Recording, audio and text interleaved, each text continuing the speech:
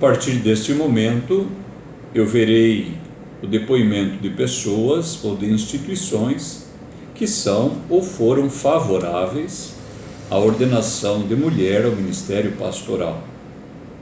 A primeira é Árgula von Grumbach, viveu entre 1492 e 1554 e assim escreveu: Não ignoro a palavra de Paulo de que as mulheres devem estar caladas nas igrejas. Mas quando nenhum homem quiser ou puder falar, sou compelida pela palavra do Senhor quando ele disse: Aquele que me confessar diante dos homens, eu o confessarei, e aquele que me negar, eu o negarei. E me sinto confortada com as palavras de Isaías. Eu vos enviarei crianças para serem vossos príncipes, e mulheres para serem vossas governadoras. Não vos enviarei mulheres que falem extravagantemente, mas a palavra de Deus. Escrevo como membro da Igreja de Cristo, contra a qual não prevalecerão as portas do inferno. A próxima é Phoebe Palmer, viveu entre 1807 e 1874. No decurso do seu ministério, Phoebe Palmer falou e escreveu sobre o seu ministério fiel, que deveria incluir o testemunho público dessa bênção. Então, numa de suas reuniões, uma mulher falou que gostaria de viver essa experiência em sua plenitude, mas que ela pertencia a uma denominação que proibia as mulheres de falarem. Por conta disso, Phoebe remeteu ao dia de Pentecostes como período normativo para o tema, dizendo que o Espírito Santo desceu sobre homens e mulheres. No Pentecostes, escreve Phoebe, o Espírito Santo foi derramado sobre todos os que estavam reunidos no cenáculo, tanto homens como mulheres, e eles receberam poder para testificar de Cristo. Portanto, as mulheres não apenas receberam permissão para falar, mas foram levadas a fazer isso, movidas pelo mesmo Espírito de Deus. A próxima pessoa que se manifestou favorável à ordenação de mulher é Gunnar Wingren, o fundador das Assembleias de Deus no Brasil, e que viveu entre 1879 e 1933. Ele era inteiramente favorável à ordenação das mulheres ao ministério. Sabemos disso não somente pelo modo como ele convivia com Frida, mas pela maneira como ele defendeu o ministério das mulheres. Além disso, ele separou uma mulher para a diaconia da igreja em 6 de fevereiro de 1928 e outra para evangelista em 1929, chamada Deolinda. Araújo assim escreveu e registrou sobre o primeiro evento. Também separou Emília Costa como diaconisa, a única que ocupou esse cargo na igreja. Além de crer no ministério da mulher e consagrá-las, Wingren ensinava sobre o assunto, defendendo teologicamente a sua posição. Note-se que o seu empenho não era apenas confirmar o que cria e fazia, mas desejava que outros o seguissem, tendo em vista o bem e o crescimento da igreja.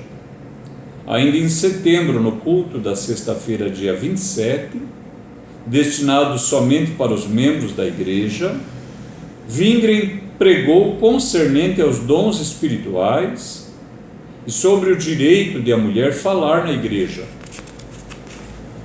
Um dos crentes foi usado por Deus em profecia e falou que Wingren não temesse, mas que continuasse a ensinar a sã doutrina, e predisse que muitos se levantariam contra ele.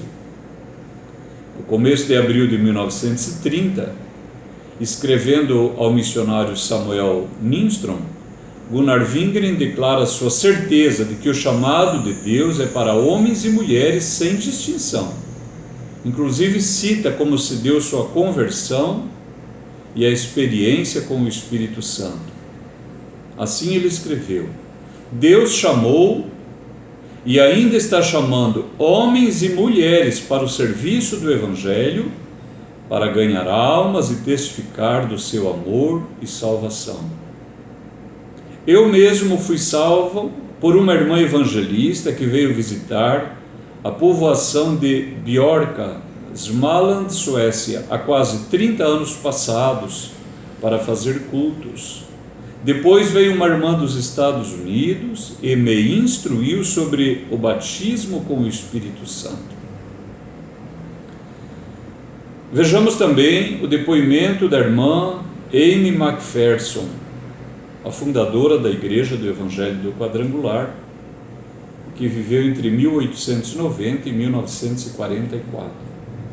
Amy McPherson era inteiramente favorável à ordenação de mulheres ao pastorado.